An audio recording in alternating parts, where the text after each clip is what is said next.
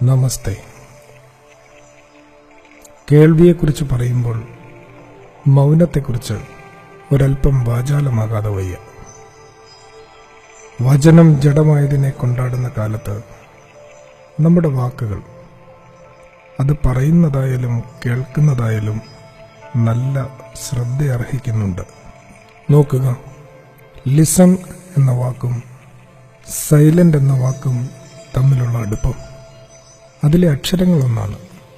ബാഹ്യമായ വ്യത്യസ്തതകൾ കാട്ടുന്നുവെങ്കിലും ആന്തരികതയിൽ അവ ഒന്നാണ്.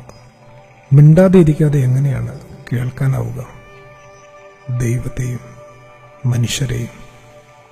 ജപമുള്ളിടത്ത് പാപമില്ല, മൗനമുള്ളിടത്ത് കലഹമില്ല എന്നല്ലേ പ്രമാണം? വാളുകൊണ്ട് കൊല്ലപ്പെടുന്നതിലധികം പേർ വാക്കുകൾ കൊണ്ട് കൊല്ലപ്പെടുന്നു. വ്യക്തിഹത്യകൾ വ്രതമാക്കിയവരുടെ കാലമാണോ ഇത്? മനുഷ്യരിലെ നന്മകൾ വെളിപ്പെടുത്താനും തിന്മകളെ നിഗ്രഹിക്കാനും ഞങ്ങൾക്കറിയാതെ പോകുന്നു. ഒറ്റുകൊടുക്കാനും തള്ളിപ്പറയാനും മടിയുണ്ടാവുന്നില്ല.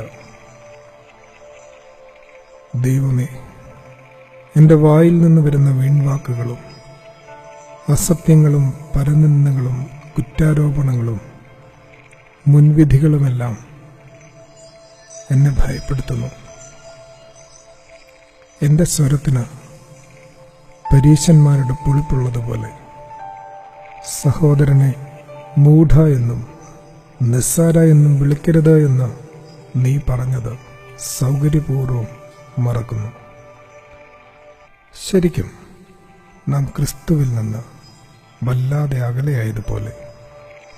ജാപ്പനീസ് എഴുത്തുകാരൻ മസാറു ഇമോട്ടോയുടെ പുസ്തകമാണ് the hidden messages in water, ജലത്തിന്മേൽ നടത്തിയ പരീക്ഷണങ്ങളുടെ കുറിപ്പുകൾ. 2 സ്ഫടിക പാത്രങ്ങളിൽ ജലമെടുത്ത് ഒരു സവിശേഷ ഫാരൻഹീറ്റിൽ ഫ്രീസ് ചെയ്യാൻ വയ്ക്കുന്നു. 2 പാത്രങ്ങളിലെയും ജലത്തിന് വായിക്കാൻ പറ്റുന്ന വിധം 2ലും ഓരോ പ്രസ്താവനകൾ എഴുതി ഒട്ടിച്ചിട്ടുണ്ട്. ഞാൻ നിന്നെ സ്നേഹിക്കുന്നു എന്നൊരു പോസിറ്റീവ് സ്റ്റേറ്റ്മെന്റ് ഒന്നിൽ, നീ ഒരു വിഡ്ഢിയാണ് എന്ന് 2ാമത്തേതിലും. ഫ്രീസിങ്ങിന് ശേഷം പരലുകളായി ജലത്തിന്റെ ചിത്രങ്ങൾ നൽകുന്നു. പോസിറ്റീവ് സ്ട്രോക്ക് കൊടുത്തത് ഒരു നക്ഷത്ര രൂപം പൂണ്ടിരിക്കുന്നു. നെഗറ്റീവ് സ്ട്രോക്ക് കൊടുത്തത് രൂപരഹിതമായി പോയിരിക്കുന്നു, വല്ലാതെ ചിതറിപ്പോയിരിക്കുന്നു. സുഹൃത്തെ, നമ്മുടെ ഉള്ളിലും 80% ജലമാണ്. പൗർണമിയിലും അമാവാസ്യയിലും വേലിയേറ്റങ്ങളും വേലിയിറക്കങ്ങളുമുള്ള മനസ്സാണ് നമ്മുടേതും. നെഗറ്റീവായ ഭാഷണങ്ങൾ കൊണ്ടും വാർത്തകൾ കൊണ്ടും നാം ചിതറിപ്പോകാതിരിക്കാൻ വാക്കുകൾ സൂക്ഷിക്കണം. യാക്കോബിന്റെ പുസ്തകത്തിൽ നിന്ന് ചൊല്ലി നിർത്താം. ആകയാൽ കേൾപ്പാൻ വേഗവും സംസാരിക്കുന്നതിന് താമസവും ഉണ്ടായിരിക്കട്ടെ.